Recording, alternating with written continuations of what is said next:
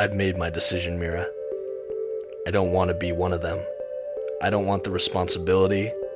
I never asked for it. I want a life up here, with you. I'm not going back to Atlantis. Let them find a new king. Today we're taking a look at Aquaman, Volume 1, The Trench, on the Comic Book Report. Stick around, check it out.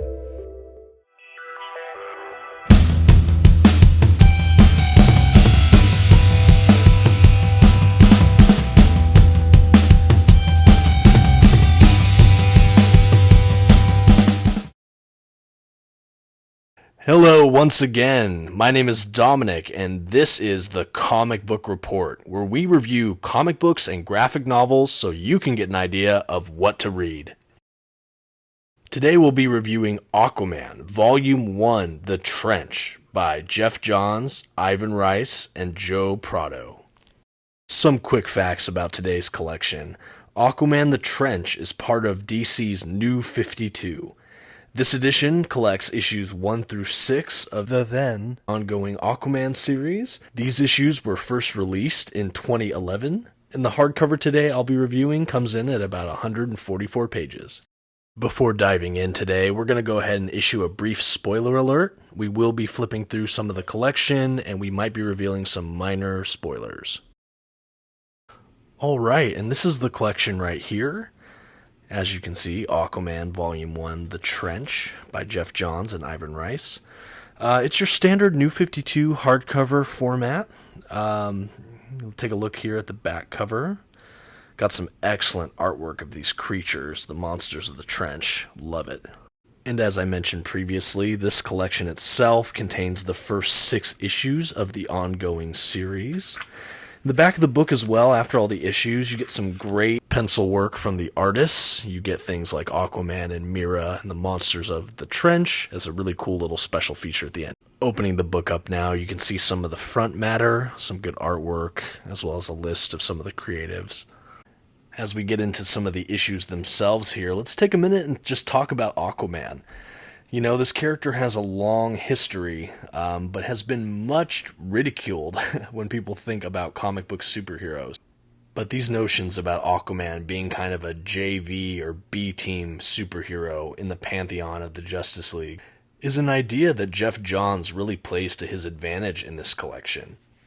From the very first issue, Geoff Johns has Aquaman returning to the surface world, deciding to leave Atlantis in favor of carving out a new life for himself and Mera on the surface world. But he returns to find himself regarded largely as a joke in the eyes of people around him. They underestimate his strength and believe Atlantis itself to be nothing but a myth.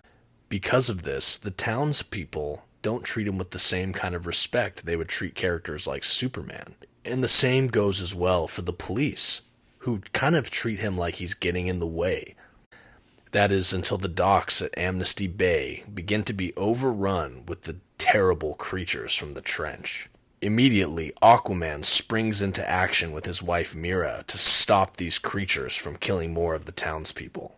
What follows in the subsequent issues are a great action-adventure story, as well as a little bit of a mystery, as Aquaman and Mera try to find the origins of these monstrous creatures so that they can try to retrieve their final victims, who they believe they are holding hostage to eat. The introduction of these trench monsters into the Aquaman universe was a welcome addition in my opinion, with character models that appear to have borrowed from the creature from the Black Lagoon, as well as anglerfish that scour the deep ocean floor. The visuals given by Ivan Reis seem immediately iconic and have stayed with me even years after my first reading of these issues. The trench story arc that this collection begins with is both riveting, horrifying, and very spirited. Geoff Johns provides a great on-ramp for new readers and those old Aquaman fans who love to see their hero begin new adventures. I would consider myself more or less a casual Aquaman fan, but I have to say, of all I've ever read, this run by Geoff Johns is by far the most entertaining.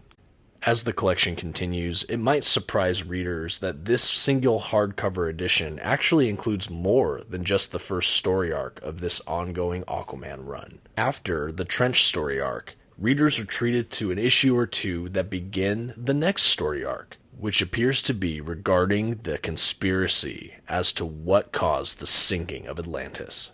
This setup for the next volume is very welcome and feels almost like extra content, since when I bought this book first, I only expected to read the story about the Trench. The issue that sets up the next story arc takes place in the desert, which is such a fun location to host an Aquaman story. The creators did such a fantastic job of both establishing a great kickoff for their ongoing series, while also teasing me just enough that I could not wait to buy Volume 2. After setting up their second story arc within this volume, the collection closes with a single issue that follows the character of Mera, Aquaman's wife. This is such an effective issue where she just goes grocery shopping. But hijinks ensue, and you also get some flashbacks and some really meaningful character insights that further attach me to this character I knew fairly little about.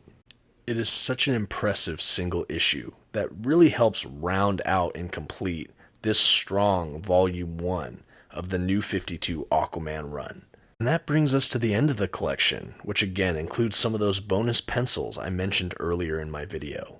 Before we get to the grade for this collection, however, I just wanted to take a minute, as I often do, to showcase some of the incredible artwork in this collection. It was penciled by Ivan Reis and inked by Joe Prado. As readers, we are treated to some beautiful splash pages, with pencils that really remind me of my favorite penciler, Jim Lee, which is the highest compliment I can give artwork like this.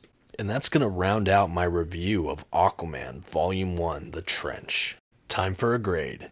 For Aquaman Volume 1, The Trench of the New 52, with its incredible character introductions, terrifying new villain, and a generous amount of content for a 6-issue collection, The Comic Book Report gives it a B+.